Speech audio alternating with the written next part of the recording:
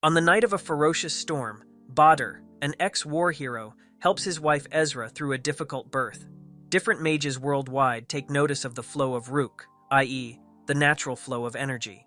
In their respective parts of the world, the mages surmise that a great power has just been brought into the world, one that only occurs once every millennium. Ezra successfully gave birth to a healthy baby boy. They named him Sinbad, the man who would eventually rule the seven seas.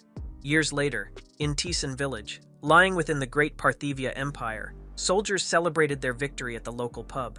Meanwhile, Badr is sitting all alone drinking with a stoic face on. Soldiers arrive to pay the big man for his great service in the war. However, Badr refuses, claiming he has no use for a fortune, especially one that came from a bloody war. You see, despite Badr being a war hero, he disagrees with the nation's aggressive expansion efforts, and nowadays he just wants to focus on fishing. Later, Badr sails on his boat to catch some fish. When he goes to grab his net, Badr finds his son Sinbad sleeping under it.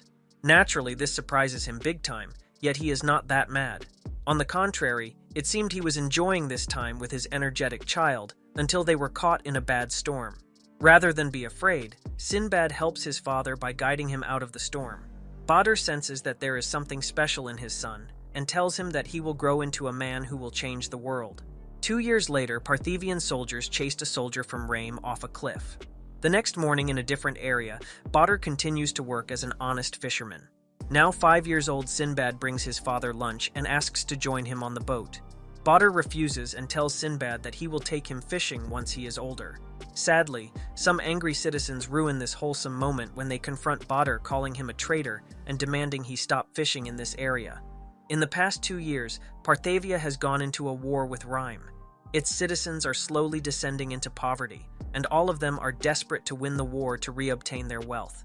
With the people's emotions at an all-time low, they attack Badr, who simply laughs their aggression off.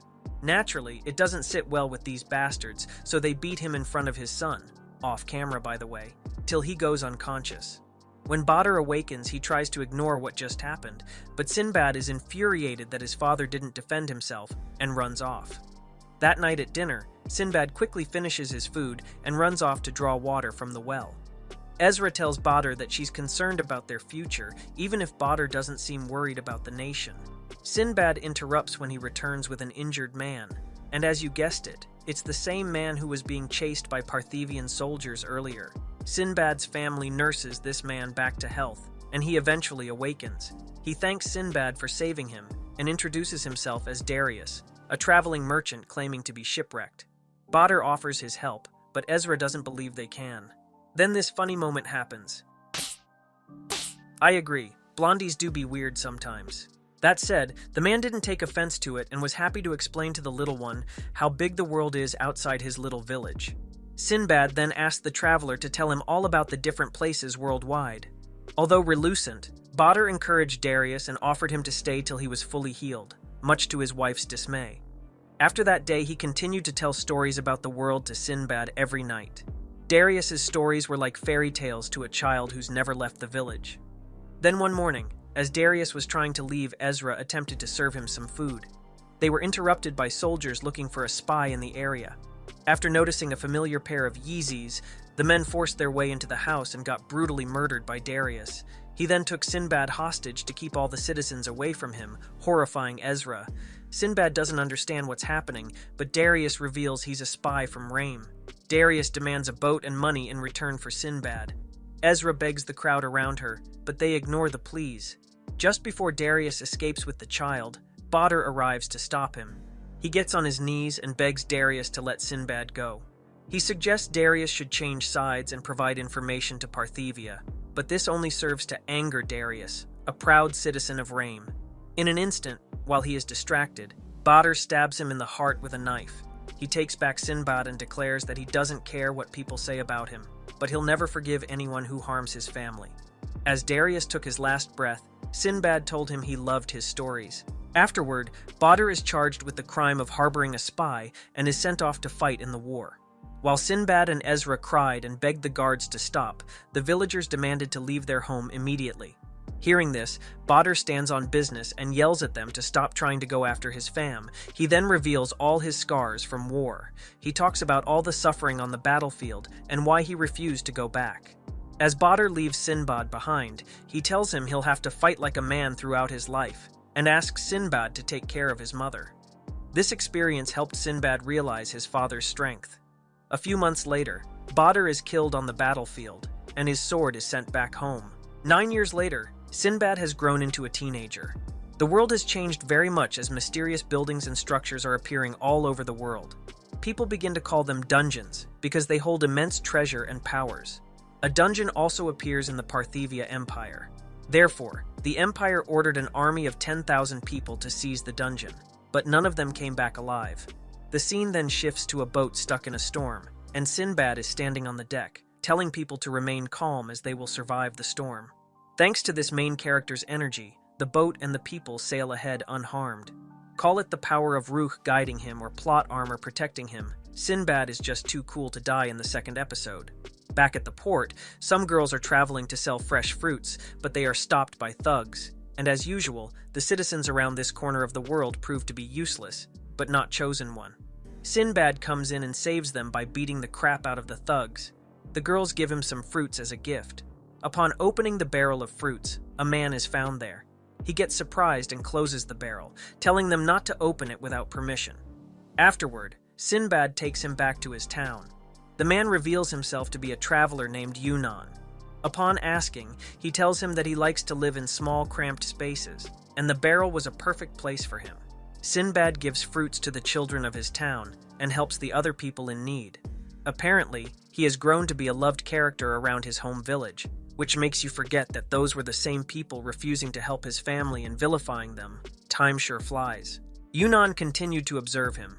Some kids play pranks on Yunnan, and Sinbad ends up scolding the children for scaring him. He tells Sinbad that he is well trusted by the people of this town. Sinbad takes him to his house. Yunnan is delighted to see his small house. The sick mother of Sinbad wakes up and greets them while Sinbad tells her to stay in bed. In the morning, Sinbad makes breakfast for Yunnan and leaves for his duty. Soon after, Esra wakes up and struggles with her disease, so Yunnan gives her water. She begins to tell him that despite Sinbad's curious mind and longing for an adventure, he is bound to this town because of her. She notes how he has some sort of special power. Even his father used to say that he would become a ruler in the future. Mamasin ends the talk by requesting Yunnan to guide him whenever he is in trouble.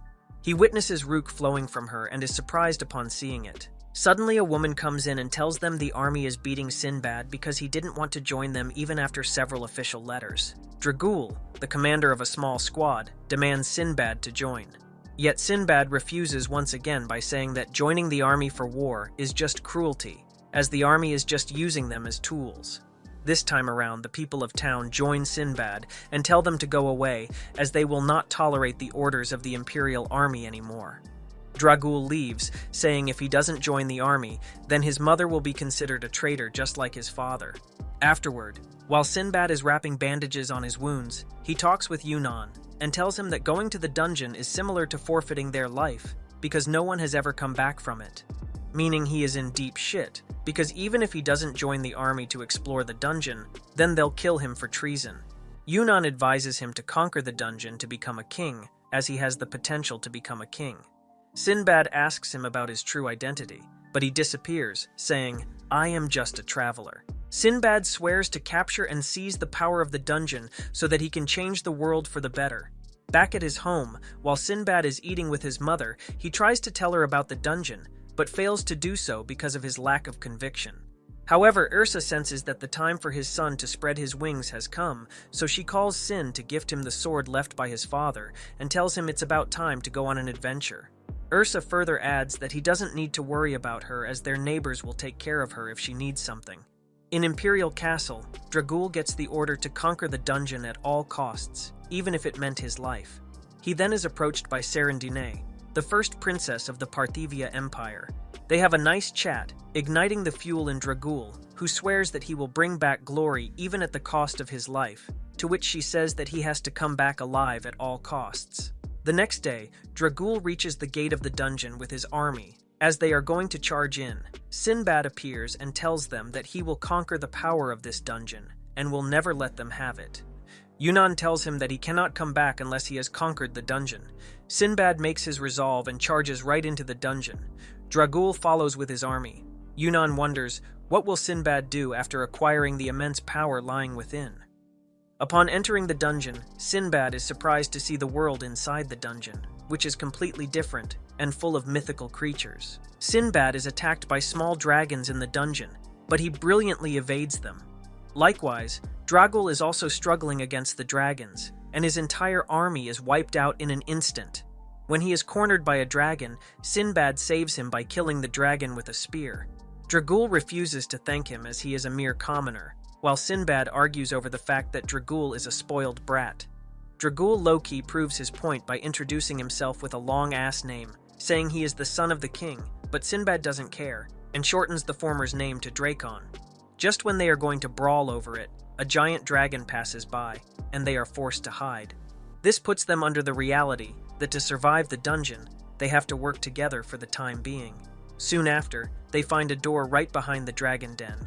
Dragul tries to manipulate Sinbad with words like, "You can become my subordinate, you should dedicate your life to the country," and all that patriotism BS, but Sinbad remains true to his views and doesn't give in to his words. Instead, he makes Dragul question his actions.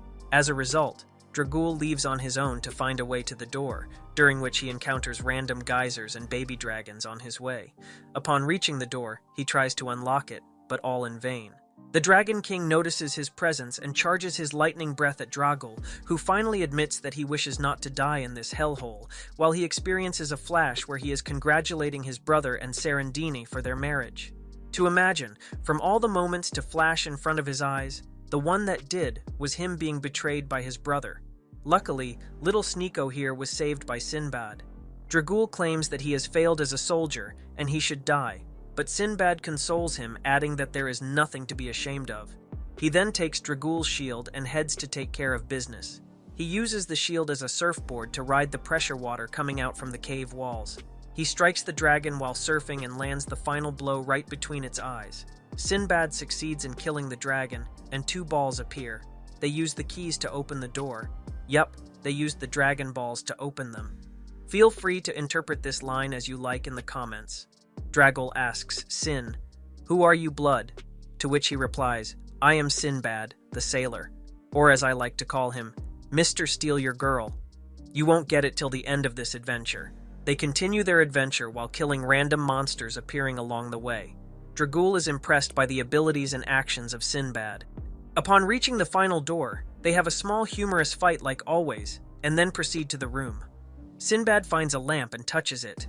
Suddenly, a big djinn named Baal emerges from the lamp and it asks, "Who will become the king?" Since both lads are seeking the power of the djinn for their reasons, they decide to settle the winner with good old Mortal Kombat.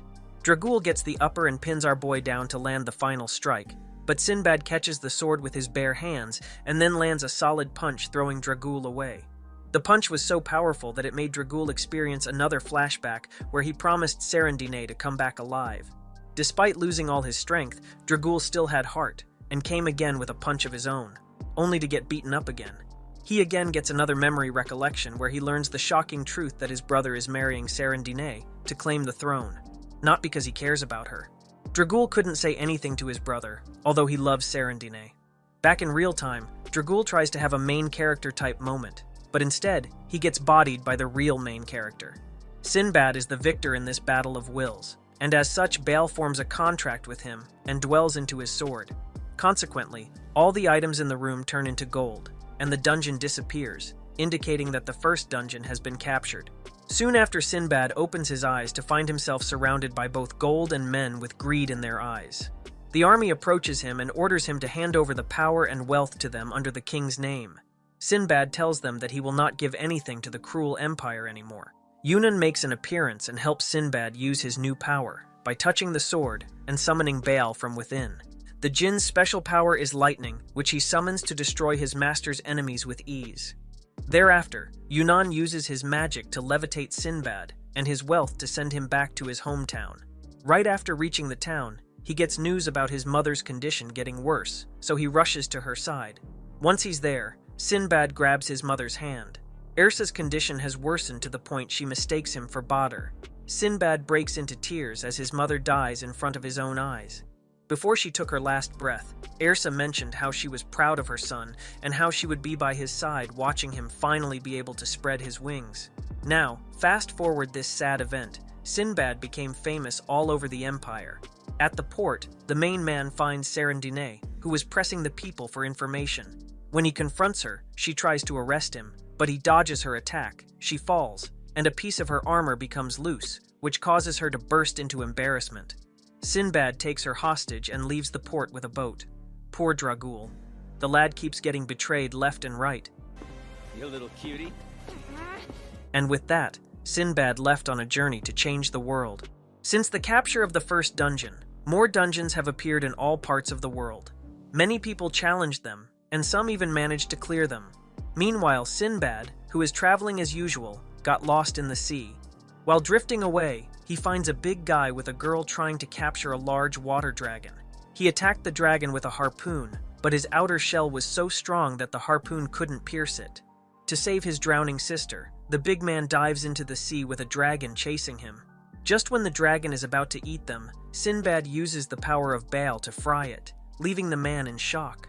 On the other hand, Dragul is leading a special squad to capture another dungeon, after failing to catch the first one under the orders of the Emperor.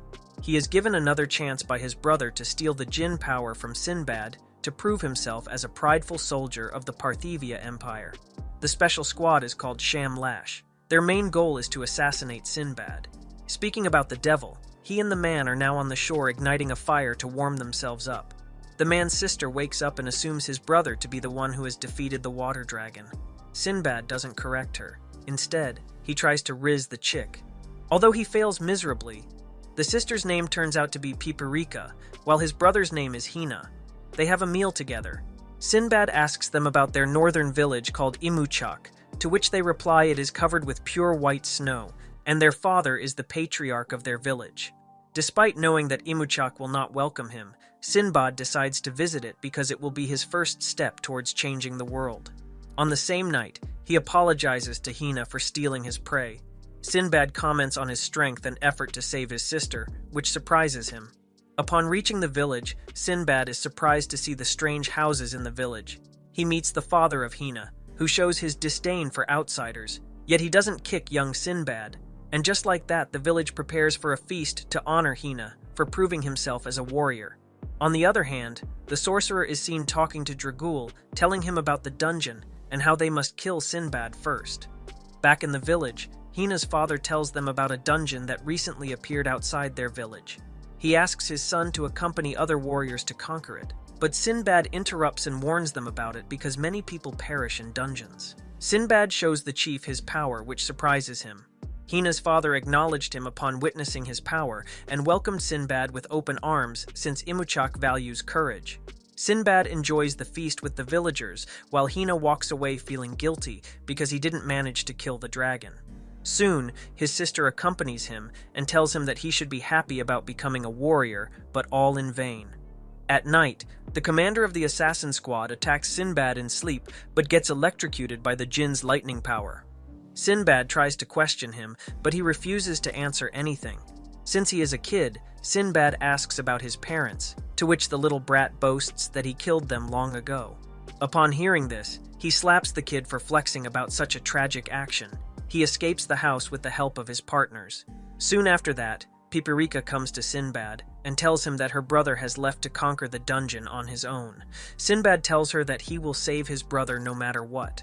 While leaving, Sinbad gives her a determined, serious look to show his commitment and resolve. Hina enters the dungeon, hoping that with this power everyone will acknowledge him, and he will be powerful like Sinbad. Upon entering, he is surprised to see the mysterious world inside the dungeon.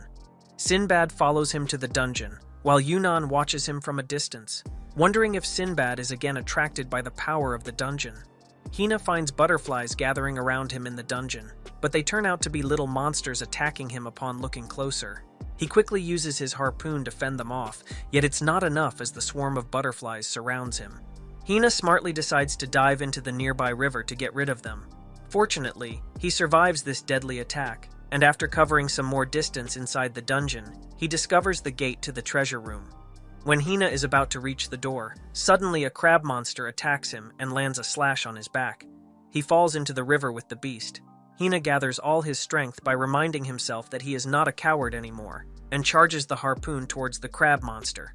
After a massive splash of water, he throws the beast out of the water and dashes forward to land the final blow, but the Sham-Lash assassins kill the monster before him, much to his dismay. Dragul and his team take the crystal to open the treasure room. Hina takes a stand for himself and tells them to give him the crystal as he is the one who reached here first. He displays his insane strength, and a fight begins between them. Hina faces off against the trio of assassins. At first, he dominates the fighting, but he gets trapped in their combined attack. Just when their leader is about to kill him, Sinbad intervenes and uses the power of Baal to stop them. Dragul greets him in his usual sulking manner, while Sinbad, as usual, calls him Drakon instead of Dragul. The mage with Dragul introduces herself as Fallen. The leader of the assassin squad attacks Sinbad as he is bent on killing him. A fight breaks out again between them. Hina gets dragged into this as well. Sinbad tries to use his power, but Dragul attacks him with a gun to stop him. Hina steps in and dives into the river with Sinbad to escape the scene. Fallon uses her magic to freeze the river, but fortunately, they survive it. Seeing this advanced level of magic, Dragul wonders about the real identity of the mage, and to add more to her mystery, she gives the Sham-Lash team 3 sussy-looking magic pills to boost their powers. After taking the pills, they feel much lighter and more powerful. Following this, Dragul inserts the crystal and walks into the treasure room with his companions. On the other hand, Sinbad gets out of the freezing water with a sneeze. Hina tells him he will claim the dungeon's power, to which Sinbad tells him that he is already strong enough. The scene shifts to Dragul, who has summoned the Jinn of this dungeon. Jinn emerges from the metal vessel and claims to be Valifor, Jinn of deception and confidence. He recognizes the evil scent of Fallen and destroys her puppet doll. The scene shifts to the Imperial Castle where Fallen tells Lieutenant Barbarossa that Jinn has caught her. Back in the dungeon, Dragul tells the Jinn that he will become king. Upon asking, he tells Valifor that he will give power to the Majesty, which bores him to the point he turns into a blue Garfield. The kitty cat tells them those who lack true ambition don't deserve the power of the Jinn, which low-key hits Dragul right in the soul. Also, to make matters worse for little Dragul, Sinbad and Hina reach the treasure room. The Jinn presents them with a challenge to catch a cat made from his blood. They all decide to claim the power for themselves and dash forward to catch the cat, but the cat turns out to be very fast, much to their dismay. After several failed attempts, Sinbad asks them to work together. He manipulates them by telling them he will not participate in the combined attack. The cat jumps when they dash towards her, and Sinbad quickly catches her. They lash at him, telling him he is a traitor, but Sinbad makes an exciting speech that he has to claim this power to change the world, and he would love to have all of them as his followers. They end up getting passionate after listening to his speech. Damn, that scene was so cool. Sadly, it was cut short when the assassin squad suddenly went berserk because of magic pills given to them by Fallen. They become a source of black power that summons a giant demon. Dragul tries to kill them, but Sinbad stops him because he wants to save them. The demon attacks them with his massive power, leaving Sinbad injured. Hina and Dragul step in to stop the demon, but all in vain. Valifor reveals that they can save them if they manage to destroy the demon's heart in a single attack. Sinbad lands an attack on the demon, but Fallen, in her illusionary body, takes the sword of Sinbad away to prevent him from using Jinn's power. Dragul tries to go and get his homie's sword back but fails, and then he freezes in his place once his brother speaks to him through the witch, revealing his brother was not looking out for him and that he wanted him dead, especially after learning he has some feeling for his wife. After some ups and downs, Hina finally acknowledges Sinbad as a powerful man and declares him the king's vessel, which gives him the confidence to set himself free from the demon's grasp. It is as they say, the truth shall set you free. Now together, the boys decide to unleash a lethal attack targeting the monster's heart. Thus, Sinbad dashes forward as a decoy, while Hina charges his harpoon to land it. However, the demon catches Sinbad and makes him suffer. Dragul lands an attack on the face of a demon that helps Sinbad to escape. Finally, Hina unleashes his charged harpoon, which pierces the demon's heart in a single go, leaving Fallen and everyone in shock. Sinbad takes advantage of this moment to claim back his sword by destroying the doll of Fallen. Yet, the situation is far from solved, because the assassin's leader's heart has fallen into iniquity, and the demon is using him to revive himself. Sinbad takes the challenge and tries to save him by shoving his hand into the boy's heart. Sinbad discovers the little killer's memories of being forced into a ruthless assassin. The boy's name turns out to be Jafar. Sinbad finds him crying in his memories because the organization forced him to kill his parents. Yup, the boy's mind is all fucked up. Thankfully, Sinbad saves Jafar by convincing him that he will not let anyone use him in the future and that he will always be by his side, keep him a company, and protect him just like how family does. Outside, Sinbad uses the power of Baal to destroy the demon core, bringing back Jafar from depravity, which surprises everyone, even Valifor. They all bow before Sinbad and tell him to claim power because he is the true king. After forming a pact with Valifor, the dungeon disappears, and they all find themselves back in the village. Dragul leaves by saying he has to save someone in the Empire. While leaving, Dragul receives a portion of Jin's power because he has acknowledged Sinbad as his king. However, he doesn't recognize this power yet. Hina finally gets his warrior's name, Hina Hoho. He decided to follow Sinbad on his journey as his follower. Hina Hoho and Sinbad meet the village's founder, who turns out to be a giant, furious man. Finally, Hina Hoho gets permission from the chief to leave the country with his daughter. Be like Hina, get yourself a real friend, acknowledge your strengths and weaknesses, confront your crush, marry her, and leave the country for a better future. Hina is a true Chad, who, by the way, also helped Sinbad form a diplomatic relationship with Imuchak village that marks the beginning of his future trade company, known as Sindria Merchant Fleet. Sometime later, the wife of Hina is tutoring or rather torturing Sinbad and Ja'afar until they both fall on the floor in a comatose-like state. The next day, an excited Sinbad is up on the bridge staring ahead with light shining from his eyes since he finally has reached the Reem Empire. This empire is one of the most powerful in the world, holding the most territory as well as two powerful trading hubs and economic cities like Naporlia and the capital Romano. Its economic extent even spans the great oceanic nation Balbad. Sinbad wasted no time at all and almost instantly set up a store in the city to sell all the goods he got from Imuchak. With his silver tongue and dashing look, Sinbad took over the hearts of all women as they swarmed him to buy his goods. Soldiers, however, cut the fun short as they reveal to Sinbad that he needs an official permit to sell in Rhyme and force him to pack his goods and skedaddle. Incidentally, an enigmatic figure wearing a hood hiding his face approaches Sinbad and offers to buy all his goods since he is affiliated with the trading company of Rhyme and can buy them from him. In a few minutes, that same man was back with his men, packed Sinbad's goods up and paid them a huge sack of silver, and when I say huge here, I say it with capital letters. Their happiness, however, was cut short as they discovered that their goods were being sold not for 3 or 5 times the price, but for 10 times the rate they sold them for. The scoundrel had them fooled. Sinbad concludes that this scoundrel is someone who preys on the innocent traveling merchants who can't sell their goods legally in the city, approaching them with shady contracts and reselling their goods for higher rates. With everyone's morale on the ground, Sinbad tells them all to cheer up. Even if they were fooled, they have learned a valuable lesson and now know an important thing, which is they need a permit to sell legally and conduct business within the empire. Sinbad finished that they will be ready next time for such scoundrels that come their way with a shady deal.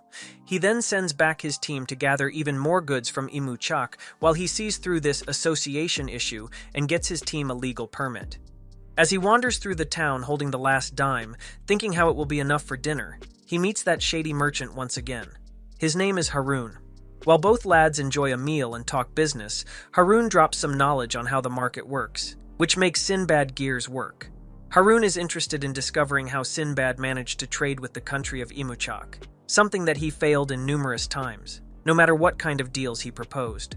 Sinbad then catches Harun off guard with a smile and disinterest in revealing his secrets about how he succeeded with the Imuchak trade.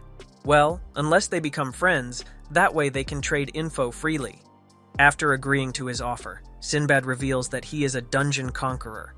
Astonished, Harun then asks Sinbad what he wants to do with all that amount of power, to which he responds that if he wants to save his country Partivia from all the oppression, he needs to create a powerful country of his own with the ability to change the world. Moved by his words, Harun reveals that for him to join the association, he needs first to be recommended by a member from within it, as well as pay a large admission fee. Harun then gives him a challenge to test his resolve and will to create his own country. The challenge is to collect the 1,000 gold coins in 1 month time, the time it takes for Harun to return from his trading trip to Romano. If he does succeed, then he will be recommended by Harun to the association. As soon as Harun leaves, the innkeeper reveals to Sinbad that Harun paid for the food and a room for him to stay in. In bed, Sinbad wonders just how or what he needs to do to gain that much money in 1 month. At that moment, his sword falls on the ground as he picks it up. He gains a genius idea. 1 month later, Harun returns to Naporlia as the time for their bet is nigh. Upon reaching the city, Harun finds a huge crowd chanting excitedly for none other than Sinbad, as he became an influential performer and storyteller, talking about his epic journey and how he conquered the first ever dungeon he stepped into, followed by a lightning show to prove that he is that conqueror in the story he was telling. As they reunite, Sinbad reveals that he still couldn't gather the 1,000 gold coins yet, and asks for a chance to pay up till the end of the day. Harun, moved by his determination, gives him a huge sack of coins as a friend would do, of course. At that moment, Harun's soldiers swarm the Big G, and his attendant reveals that Harun is none other than Rashid, the 22nd king of Balbad. In another place in the world, Jafar is still being bullied. Tutored by Rurumu. He even attempts to comically jump off the ship wanting to reach Rame by swimming, instead of spending any second with Rurumu studying. Rurumu then explains to Jafar that it is normal to be overwhelmed with all the studying, especially when looking at his background. However, if he wants to be useful to Sinbad beyond fighting wars, then this is the only way to expand his horizons. Rurumu then reveals that she is pregnant, and that Jafar is an older brother now, solidifying once again that he now has a family that cares for him.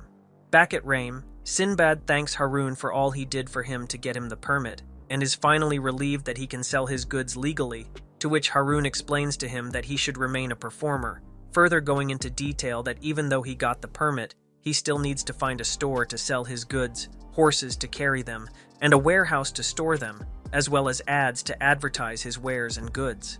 The permit was the easy part. What came next, however, was the hardest step. In Rame, a lot of entertainment hubs exist: the Colosseum, the theater, and the gambling district. Harun recommends Sinbad to stay away from the sword fights in the Colosseum, because sometimes the tournament overseers pit the gladiators against animals that could tear his body up to pieces. And as we all know, our boy's body is his only asset as of yet. If something bad happened to it, he can't work. Accepting the advice of his friend, Sinbad rushes over to enlist immediately in the theater. Back to the sea, the time passage is shown via Rurumu holding her baby while Hina plays with him. A diligent Jafar approaches to show his homework to Rurumu. Big Moma exclaims that he completed it so fast and correct. Jafar then would have headed over to help his boy Vitel around the ship if it wasn't for Rurumu throwing her baby, and, oh boy, that infant is huge. From a feared assassin to a babysitter, oh how the mighty have fallen, but not our boy Sinbad. Back at Rame, Sinbad has climbed his way from a humble street performer to a huge draw in his first debut performance in the theater. In a few days, his fame spread to even the edges of Rame, and the theater had lines of people from all over the place, clamoring to enter the theater and hear all about his adventures. Finally, the ship arrives at the port, and the servants of Sinbad, as well as Harun, arrive with carriages to transport the goods and take the company to the Colosseum to watch Sinbad's performance there. Kikiriku, the Big Mama's boy, wanders off while they are watching their boy entertain the masses. When Jafar follows his laughter, he finds him in the hands of a giant beast with sharp, scary teeth. Remembering how Sinbad saved him in the dungeon, Jafar gains the courage he needs to fight the beast and rescue Kikiriku. Simultaneously, we are treated to flashbacks of when Sinbad was fighting to rescue the assassin from the demonic form. Back in real time, Jafar fails to land the killing blow and is planted face first into the ground by the beast. He sees another flashback of him and Sinbad and awakens the familiar power within him. Through this new power, Jafar manages to save the child and falls unconscious right after. After reuniting with Sinbad, he has his wounds treated by Rurumu, who thanks him for saving her baby and tells him that to her, he is like her first son. The next day, the followers of Sinbad are flabbergasted at the fact that he got them a fancy shop and a permit and befriended the king of Balbad, whom he calls Sensei. The next stop on their journey to building a country is the Sassan kingdom, the hub for the best metal in the world. The trading channels were closed off for years with the Sassan kingdom. However, now they are open once again, and Sassan was attempting to form trading connections with Rame, something that Jafar wants to capitulate on and form a trade deal with them before anyone beats them to it. Upon reaching Sassan, however, it is revealed to them that Sassan has no interest whatsoever in giving them permission to trade, and the iron that is sold in Rame is nothing but their sign of friendship and goodwill to the country of Rame. Sinbad then, with his silver tongue, manages to convince the keeper to give him a chance to become a friend of Sassan. The only way to do that is to join the Sassan Knights, the keepers of peace, and the elites in warfare. As the king is walking through the streets, both his spear and Sinbad's sword shine, revealing that another conqueror is close. Later, Sinbad attempts to gain the audience of the king, but fails at convincing the gate guards of letting him in, just as they try to discuss how to make the knights budge and change their opinion about them. They are approached by the golden goose they've been waiting for all this time, the son of the king of knights, Mistress. The innkeeper who was on the offense of letting the prince talk with the foreigners concedes when Sinbad uses his talk no riz on her. Not only our boy is a jinn hunter, but he is also a milk hunter. W in the comments for our king Sinbad. Sinbad gives young Mistress a book he wrote about his adventures and does a live performance to his new friend, capturing his heart in the process. The next day, while on his way to sneak out and meet up with Sinbad, Mistress is confronted by his father. They argue about him not wanting to stay in Sassan for the rest of his days, and for it he gets bitch slapped. Following this incident, we see Mistress bow down in front of Sinbad, begging him to take him along with them. Sinbad doesn't disagree. However, he tells him that first he needs to resolve his issues with his father and be freed of his knighthood oath. Later, Sinbad senses a change in the rook's flow, only to find Yunnan standing right behind him. After a brief conversation confirming that the king is a capturer, Yunnan disappeared again as mysteriously as he appeared. We are then treated to a fight between Mistress and his father for his freedom from knighthood. It seemed at first that he had a chance at winning the battle until his father pulled a sneaky and used the power of his djinn equipment to mop the floor with his son. Before the King of Knights was able to deal the final blow, Sinbad intervened to end the battle. Sinbad then challenges the king to a battle, and if he wins, his son must come with him, and the king must form trade connections with Sinbad. The Night King tells Sinbad not to interfere as this is a sacred battle based on the kingdom's teaching, but the former doesn't listen, and argues that it's nothing close to sacred, since the power he is using is from a dungeon, and a power that passed to Night King by God. Sinbad further adds that he is a capturer just like him, and having such power makes the rest of the night confused, since up until this point they thought only the holiest of knights could obtain it. Seeing the suspicion in his men's hearts, the Night King agrees much to Mistress' dismay, as he believes no attack can go through his father's defense. It's the power of his holy vessel. That said, Sinbad was like, "Chill bro, I got this," and the fight began. They exchange a few blows and the king shows his superior skill when it comes to old-fashioned combat, until Sinbad decides to lock the fuck in. Sinbad flexed his might and mastery of his mythical power by activating his Baal Jinn equipment. With a single Bararak, the king is overwhelmed. When the dust clears, those two are nowhere to be seen. Sinbad has made a barrier to capture the Night King and fly with him away from the castle so they can have a peaceful talk alone.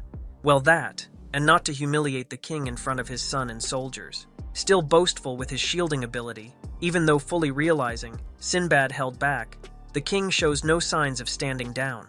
Not wanting to be labeled an enemy of the country, Sinbad put the king right in his place by showing him how powerful his real blast would have been. We are talking about a Kamehameha level of blast, one that destroyed the landscape ahead. Using his charisma and word-weaving abilities, Sinbad convinced the king of Sassan to ally with him, since currently there are hidden powers capturing dungeons with the sole reason of throwing the world into chaos. Sinbad continues with his little steps towards creating a country by opening a channel of trade with Sassan and his company. Soon after, both kings return clean as a whistle. The soldiers wonder who won the battle, and right before the Night King can answer with a defeated tone, Sinbad interrupts the king and claims that their battle was a draw and there was no victor since God has blessed them equally, to which the latter confirms and builds on his BS, claiming that God has sent them to open a new path for the country, a horseshit excuse the soldiers eat up like a cupcake. Later, the king shares an emotional farewell with Mistress, followed by his younger brother. And just like that, the team forges ahead on the path to another country and a new journey. This time they are off to Emyra, the city of powerful female warriors. Once they arrive at the closed country, the boys notice a big-ass bird following them. On top of it, two girls talk to the group and tease the boys, promising a good time when they reach their city, a feat they claim would be very hard for them since men are only good when it comes to talking, but Sinbad being the DWAG, he takes them up on their bet, which makes the girl blush and retreat. Now, the boy has to traverse a huge plateau that takes them days to climb. It drains them of their energy. After several nights and days, the group finally reaches the city carved to the side of a cliff. Naturally, being in the wild for such a long, especially after climbing mountains, one would work up a good amount of sweat. Thus, their audience with the queen needs to be postponed a bit until they have a proper shower first. However, since the city doesn't get visitors, there were no inns to bath in. The only options were either the river at the bottom of the valley or the red light district. Hearing this, Sinbad was like, "Say less," but Jafar had to block a brother in need. Soon after the path, the group reached the queen's palace, where a guard told them the queen was not in a good mood, and that they should avoid making eye contact with her if possible. Once the lads enter the throne room, they drop a knee and introduce themselves to the queen and their purpose of being in her city. After an awkward moment, the guard who let them in laughs and walks up to the throne, revealing her true identity as the queen. The blondie was not ecstatic about dealing with the group since they all were men, and men usually tended to look down on her since she was a woman. Apparently, the group managed to score this gig thanks to Hina's wife, who was handling the negotiation with the officials. The group tries to explain how the chick couldn't come since she is pregnant. Again, I guess. Good on you, Hina. One must credit where credit is due. Unlike this bitch queen, who disregards the group's long journey and is completely uninterested in their offer.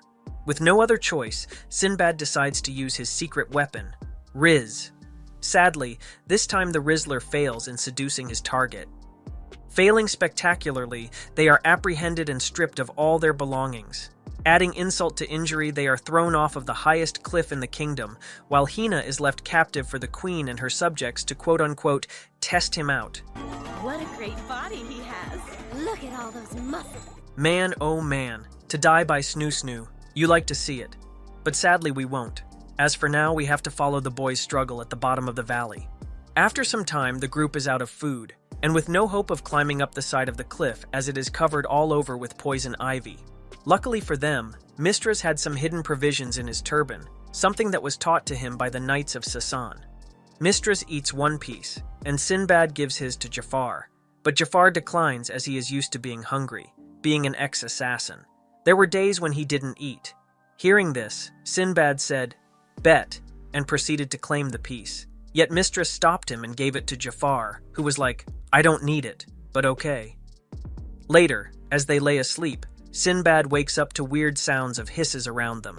Realizing that they were sleeping in the middle of hundreds of snakes, they all jumped up to higher ground, escaping the snakes for the time being, but not before Jafar caught one and taught the boys how to cook them, some knowledge he acquired from his past life. Moving forward, they survived by eating those snakes, and even built a hut to sleep in. At this point, the group has acclimated to the conditions they were in, and learned to adapt to their situation. Mistras reveals that he is fed up with them just trying to survive, rather than looking for a way back to the surface, and heads off scouting ahead at night while the other two were snoring in the hut.